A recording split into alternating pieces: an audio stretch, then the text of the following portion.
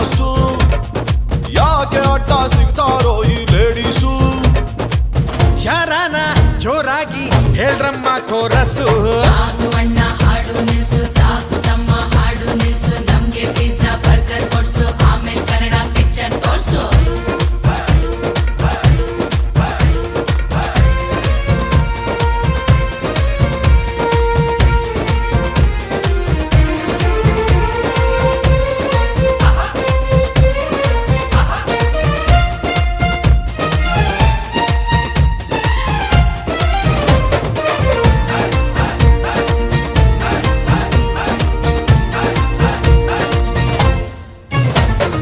ಗೆಜ್ಜೆ ಸದ್ದು ಬಂದ್ರೆ ನಾವು ಡೀಸೆಂಟ್ ಆಗೇ ಇರ್ತೀವಿ.